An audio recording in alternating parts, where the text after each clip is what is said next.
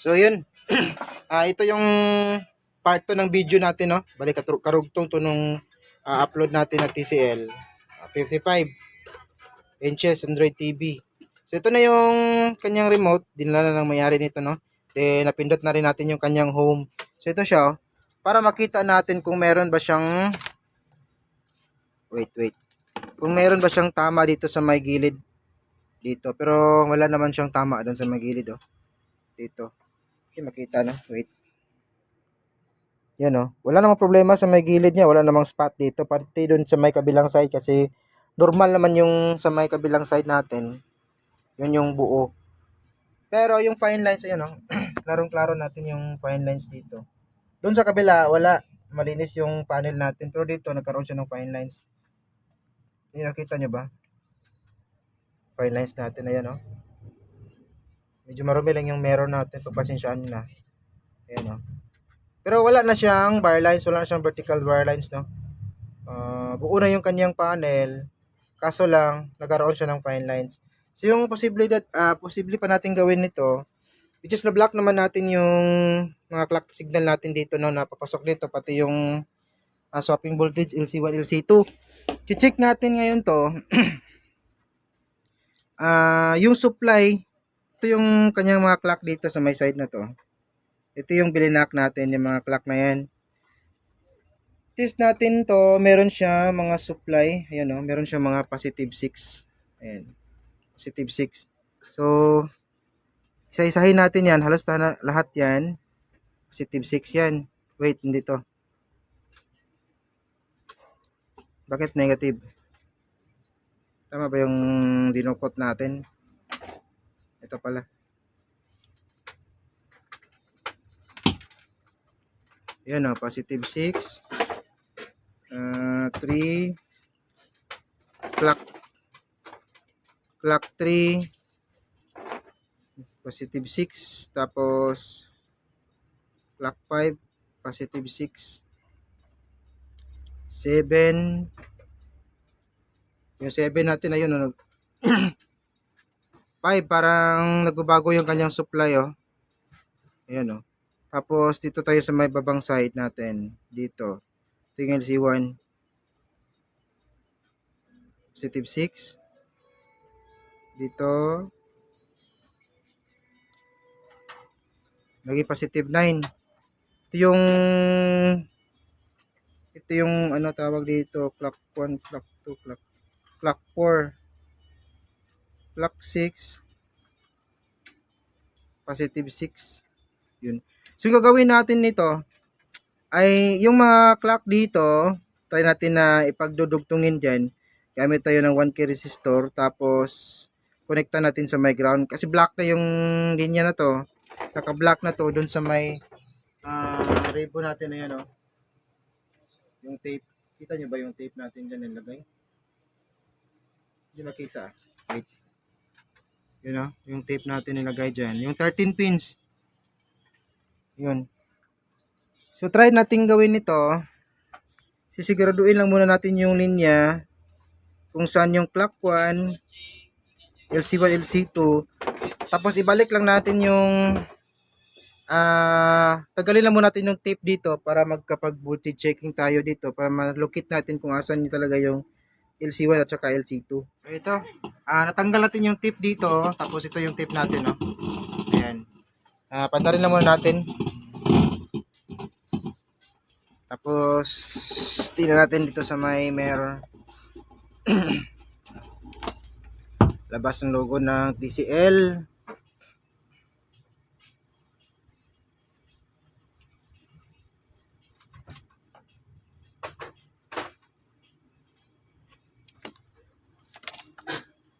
Yun, tapos pinutin ko yung home natin.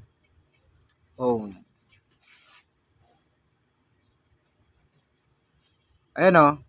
Pansin nyo yan, parang nagkaroon siya ng flicker. Ayan, oh. Tapos lumabas yung mga bar lines. Ayan, oh. Paunti-unti nang kumalat yung bar lines niya. Meron pa siyang display pero natatabunan siya ng bar lines. Tapos meron pa siyang kunting flicker, ah. Ayan, ito yung kanyang original na problema. Ayun. So ito no, ayun oh. Malapit nang masakop yung buong skin ng vertical bar lines. Ayun. So magpo-voltage checking tayo nito para malaman natin talaga, hindi tayo puro duda. Check natin kung asang linya yung LC1 natin. Meron naman siyang level pero asan yung pares. So ito yung LC1. Yun, swapping voltage natin yan. Oh. Nag-negative 7 tapos nagpa-positive 28. Ayun. So yung pares niya, tingnan natin.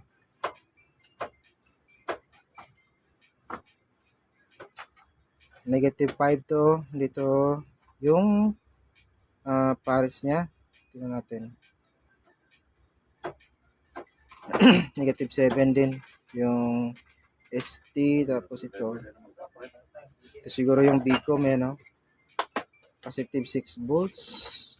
Ito, negative 5. Ayan, no? Then, it's one.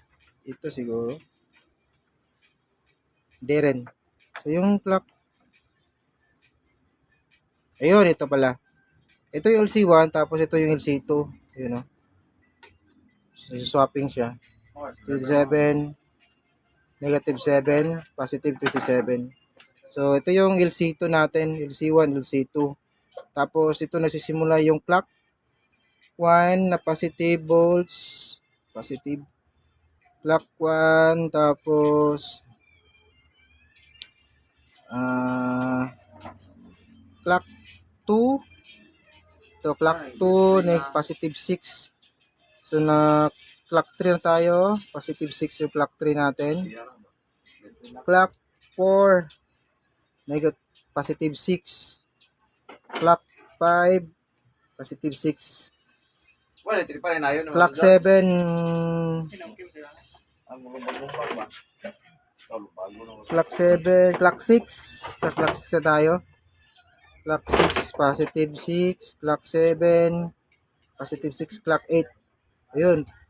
Sige nyo, pantay yung voltahe kung hindi naka-block, no? Pero kung naka-block tayo, meron tong hindi na siya, may isang linya na parang umuga yung supply na negative 5 volts siya. Tapos, hindi siya steady, no? So, block natin. Balik natin yung tape natin doon. Tapos, try natin dito. Dito doon tayo magbablock sa may ribbon. Then, dito tayo mag-try na magdugtong ng mga clock signal na papasok sa mic off, then connecta natin sa mic ground. So, continue tayo, no? So, ito, binalik na yung blocking natin. Then, ito na yung ginawa natin, no? Pinagagawa natin dito. Ayan, zoom in ko muna. Kita ba? Parang ayaw, Ayun, no? Lahat ng clocking dyan, clock 1 hanggang clock 8, pinagdudugtong na natin yan. Tapos, ito, excuse me. Meron tayong 1K resistor sa dulo ng ating magnetic wire na kinabit. Ito yun, no? Sanay, nakita nyo ba? Yun, no? Clock, simula tayo sa may clock 8, 7, 5, 3, 1, then 2, 4, and 6. Tapos yung dulo ng 6 is dito natin nilagay sa may resistor. Tapos nagkabit tayo ng wire, hook up wire. Kasi ayun yung tumino doon na pagkonekta natin sa my ground. Lagay natin yung 1K resistor dulo ng 1K to ground. Ayaw pa rin yung, di pa rin malinis yung kanyang display, no? Nagkaroon pa rin siya ng, tawag doon, fine lines. So, ito ngayon siya, naggumamit tayo ng regulated power supply. Yung maximum volt supply nito is 12 volts. So, in-adjust natin 10.6. Yung 10.6 nagka-igi siya, no? Tumino konti yung kanya display. Ayan, wait. Nako, tabunan pa. Ayan, no? Tumino konti yung kanyang display. Pero may kunting fine lines lang talaga doon sa may bandang gitna. Ayan, no? Pero yung dito, luminis na siya yung bandang side nito at saka sa kabilang side, wala namang problema niya. So dito, yun, kuminis na siya. Pero may kunti sa may gitna, Kasi kung kapag 12 volts yung gamitin mo supply, meron siyang parang magpi-flick siya, Tapos, 50 naman, flicker pa rin, magkaka-flicker yung display niya. Tapos nag-try ako ng 29, then 33 yung supply natin. Ayun, lumabas yung mga vertical lines. So ito lang tagang supply na to, yung 10.6 na yan. yung nagkaigi yung panel natin. Tumino siya ng konti. May konting fine lines pero okay na. Di tulad nung una. So ito, naka-andar siya, no? Nakakonekta doon sa may dulo ng resistor natin. Yan. I-off ko to. Bubunutin ko yung saksakan nito. Bubunutin ko yung saksakan. Tingnan nyo yung display. Tingnan nyo yung display. Di ba papangit yan? Ayan o. Kita nyo ba? Kita na ba yung pagbabago? Yun o. Ayan. Dumami yung fine lines. Tapos, sasaksak ko to. Sasaksak ko. Tingnan nyo yung pagbabago. Off. Tapos, saksak. Ayun o. Nagkahigi siya ng konti. No? Pwede na to. Pwede na. Pagtsagaan ng mayari, no? Yun. So, siguro ititest natin itong ng matagal. Kasi ayun yung gumana dun sa 1K resistor. Rekta natin sa my ground. Kailangan pa natin supplyan ng 10.6 volts para gumanda konti yung kanyang fine lines doon, no? Ayun. Then, ito na yung gumamit na tayo ng adjustable. Gumamit tayo ng hanggang 33 volts yung pinakamataas natin na pag-adjust. Kasi kung nasa mga 29 siya, vertical lines, tapos yung 33, dadami yung kanyang vertical lines, no? So, dito lang talaga siya. Kasi yung maximum nito is 12 volts, hindi na siya bababa ng 12 volts. Supply mo 12 volts, pwede niyang pataasin hanggang 15 to 33 hanggang 45 pa siguro ata, no? Depende ng kanyang trimmer. Ayan. So, yung pinakamataas ating pag-adjust nito is 33 volts. Ayan. So, ito na siguro yung final natin. Wala na siguro tayong ibang paraan nito para luminis pa na yung kanyang panel, no? Pero pwede na yan eh, pagtsagaan. Ayun. Pero wala na siyang bar lights na makita natin, no? Ayan. So hanggang dito lang yung video natin mga katekno. Maraming salamat sa mga na-check out nanood. May God with us always. And this is your service, Ryan Cruzetech. See you in our next video. Bye-bye.